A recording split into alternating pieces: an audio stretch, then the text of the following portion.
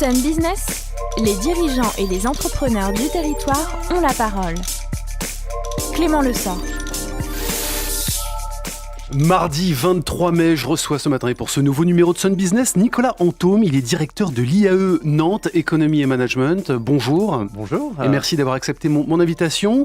Je le disais, ce sera l'occasion ce matin de faire connaissance avec votre institution qui est la grande école d'économie, de gestion et de management de l'Université de Nantes et qui résulte de la fusion de deux composantes que sont évidemment la faculté de sciences économie et de gestion et l'Institut d'administration des entreprises de Nantes.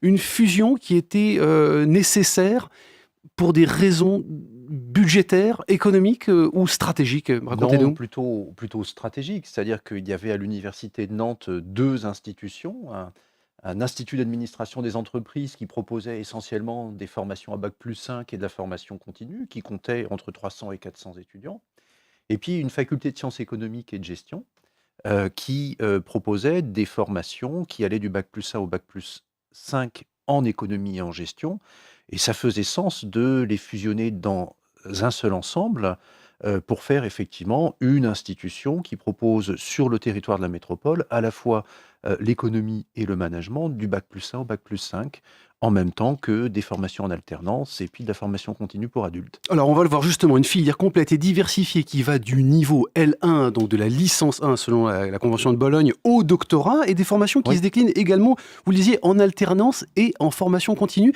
qui répondent à des enjeux spécifiques pour la formation des étudiants et évidemment en résonance avec le besoin des entreprises aujourd'hui. Oui, absolument. On a trois missions. On a cette mission qui est celle de l'université d'accueillir en formation initiale tous les bacheliers.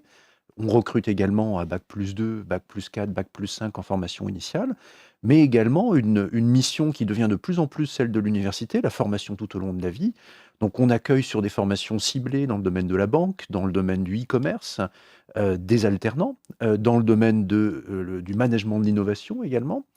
Et puis, on a aussi pour des adultes qui ont travaillé plusieurs années, qui sont en reprise d'études et qui aimeraient donner un coup d'accélérateur à leur carrière, des formations de niveau master qui permettent effectivement, et en étant étalées sur 2 ans, avec des cours du soir, des cours le samedi matin, d'avoir un diplôme en management de niveau Bac+5. La notion aussi et la valeur ajoutée de la recherche. Vous avez des enseignants, un corps professoral Oui. d'enseignants-chercheurs. Vous capitalisez beaucoup sur ces apports théoriques que vous transmettez aux diplômés, aux futurs diplômés. Absolument. Il n'y a rien de plus pratique qu'une bonne théorie. Nos enseignants ont un pied dans le monde de l'entreprise, un pied dans le monde des organisations, et ils sont souvent spécialistes au niveau national, voire de renommée internationale sur certains sujets. Nous avons par exemple chez nous un spécialiste du facteur humain dans la sécurité des installations nucléaires. Donc, il travaille notamment avec des grands opérateurs dans les salles de commande des centrales nucléaires. C'est quelqu'un, quand il fait son cours de gestion des risques, il a des choses à dire aux étudiants sur le facteur humain, sur la gestion des risques. Donc, on va au-delà de l'institution qui va sortir des choses, des livres pour répéter aux enseignants, aux étudiants ce qu'il y a dans les livres. On parle effectivement en tant qu'enseignant, enseignant-chercheur, de notre vécu et de notre expérience de terrain. La recherche est aussi 500 vacataires, donc des Oui. professionnels. C'est quoi? C'est la garantie d'être branché aussi sur le réel, sur le terrain, avec une approche très pragmatique, concrète? Absolument. Et donc, on a des vacataires dans différents domaines, hein. On a d'une part des gens qui sont des professionnels en activité, qui vont intervenir dans nos masters et nos licences professionnelles parce qu'ils ont une connaissance pointue dans ce domaine-là. Quelqu'un qui est effectivement spécialiste en communication numérique, c'est quelqu'un qui est tout à fait pertinent pour intervenir dans une licence pro e-commerce, par exemple. Un expert comptable qui est très à jour sur les questions de fiscalité, c'est lui qui va faire les cours de fiscalité à nos étudiants. Quand on va parler de comptabilité approfondie, c'est également des gens qui sont experts comptables. Ce sont des avocats qui font nos cours de droit. Tout simplement parce que quand on dépasse le simple cours introductif et qu'on a besoin de donner à nos étudiants des connaissances qui vont leur servir tout de suite à la sortie avec leur diplôme, eh bien, ce sont des professionnels qui interviennent. Alors, je voudrais qu'on parle aussi, Nicolas Antôme, de l'international, multiples partenariats avec d'autres villes à travers le monde et d'autres pays, avec la Chine, l'Écosse, l'Égypte, Oui. l'Espagne, les États-Unis et le Vietnam également. Est-ce que les diplômés français s'exportent facilement à l'issue de leur parcours de formation? Est-ce que vous les soignez peut-être d'une hexagonalité un peu trop aiguë? Est-ce que nos étudiants ont un peu de fébrilité à aller à l'étranger par rapport à nos petits voisins?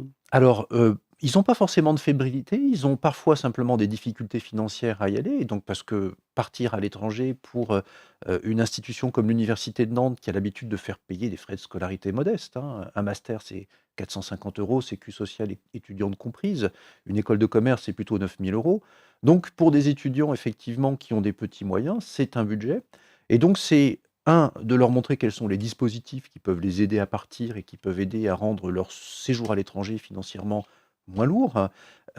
C'est aussi leur donner cette envie à travers des témoignages, d'étudiants qui les ont précédés, qui sont partis, d'y aller, de comprendre effectivement qu'aujourd'hui leur avenir professionnel, il se joue pas à l'échelle du territoire ou de la France, il se joue à l'échelle mondiale et que quand ils sont spécialistes dans un domaine, il faut qu'ils aient, cette envie, qu'ils aient, cette capacité à se dire: «Mais je peux aller chercher un boulot à Londres, je peux aller en chercher un en Allemagne, je peux aller en chercher un en Chine. J'ai pas de limite dans, ma recherche d'emploi». Donc ça, c'est effectivement, leur faire comprendre l'importance d'aller à l'étranger parce que leur emploi et leur carrière va se jouer aujourd'hui sur une scène mondiale. Leur donner les moyens de partir et les aider à monter effectivement à travers des aides leur budget de séjour à l'étranger. Et puis pour ceux qui ne peuvent pas tout à fait partir, c'est aussi accueillir des étudiants étrangers parce qu'on peut voyager en partant, mais on peut aussi voyager en étant confronté à des étudiants chinois, des étudiants égyptiens, des étudiants américains qui viennent faire un séjour d'études. Qui font partie effectivement de votre formation. Oui. Début mars, nouveau nom, nouveau logo, nouvelle identité pour l'IAE Nantes.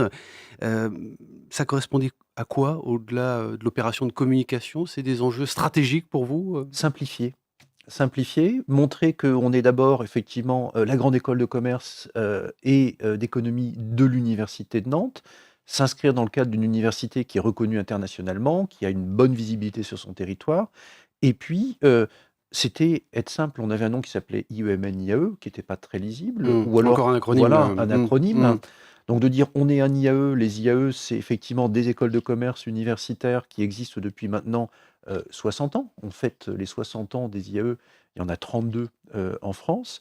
Et puis d'afficher notre particularité, IAE Nantes, économie et management, parce qu'on a cette spécificité d'être à la fois une fac de sciences éco et un IAE. Où justement vous arrivez à combiner cette équation un peu complexe d'être à la fois une école et une université, une école dans une Oui, université? c'est les atouts d'une grande école en termes d'insertion, de très bonne insertion professionnelle de nos étudiants, de mise à disposition d'un réseau de diplômés. On a 30 000 diplômés, on a une plateforme qui les regroupe tous, on a 8 000 adresses mail qualifiées qui nous permettent d'envoyer des messages à nos diplômés, qui leur permettent à eux aussi de nous donner des nouvelles, et avec l'esprit universitaire.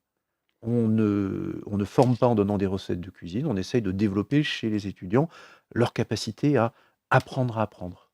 Vous dites former sans formater, ça c'est la formule. Pour Ouais. autant, comment ça se traduit concrètement et de manière pédagogique, méthodologique en tout cas, dans vos transmissions, dans votre façon d'enseigner? Alors ça se traduit de 3 ou 4 manières. La première, c'est, former sans formater, c'est dans l'esprit universitaire. C'est-à-dire que l'étudiant va arriver, que ce soit en première année ou en troisième année, il va trouver déjà des profs qui sont très différents.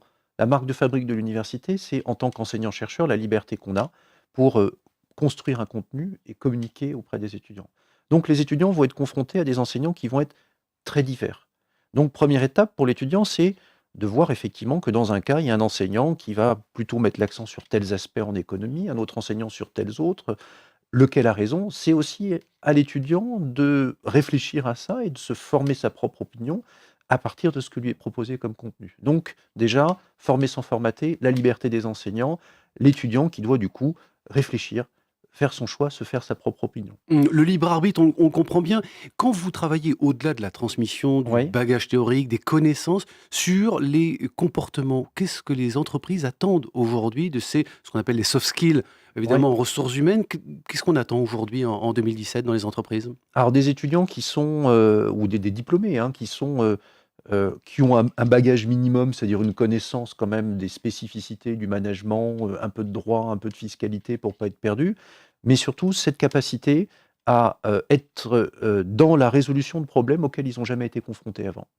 Et ça se fait au cours des études à travers les projets tutorés sur lesquels les étudiants travaillent, parce qu'on les met en situation réelle et face à des situations inédites. Quand on accompagne une association ou un entrepreneur, il peut y avoir des conflits, ça peut pas se passer comme prévu, mais ça fait partie de la vie. On apprend à résoudre ces problèmes-là dans le cadre des projets tutorés et on se prépare à une expérience professionnelle. Et puis à travers la valorisation de l'engagement associatif. Quand on est responsable d'un projet, on va accueillir 23 équipes étudiantes qui vont venir d'autres IAE en France pour une compétition sportive. Il va y avoir 800 personnes, il y a un budget de 70 000 euros à gérer, il y a les autorisations de la mairie. Mais là aussi, on est dans l'apprentissage de toutes les situations inédites qui arrivent quand on gère un projet. Des enseignements théoriques et des valeurs aussi en résonance justement avec la dimension RSE, responsabilité Absolument. sociétale. Les entreprises aujourd'hui, pour terminer, vous dites notre objectif est de donner aux étudiants les outils pour réfléchir à leurs acquis et apprendre à les valoriser pour aborder le marché du travail avec confiance. Est-ce que c'est pas ça qui manque aujourd'hui à cette nouvelle génération qui n'a plus forcément confiance dans le marché du travail et qui crée peut-être son projet entrepreneurial pour inventer sa place dans notre société? Alors, pour créer son projet entrepreneurial, il faut avoir une sacrée dose de confiance en soi. Je pense que Vous les accompagnez là-dessus oui, concrètement? on a des dispositifs Mmh. spécifiques. On est porteur pour l'Université de Nantes du diplôme étudiant entrepreneur qui s'adresse alors, naturellement à nos étudiants, mais pas seulement, hein, mais aussi à tous les étudiants de l'université qui auraient envie de créer leur entreprise. Et j'ai fait début janvier, c'était un inventaire un peu rapide. On a parmi nos diplômés déjà 40 entrepreneurs en activité ou en cours de création d'entreprise. Donc on voit bien qu'on est dans un environnement où on fait émerger des gens qui entreprennent et qui ont cette confiance en eux et cette capacité à monter des projets pour créer des entreprises. Nicolas Antôme, directeur de l'IAE Nantes Économie et Management. Merci d'avoir été dans nos studios Merci beaucoup. ce matin. Excellente semaine à toutes et à tous. Merci.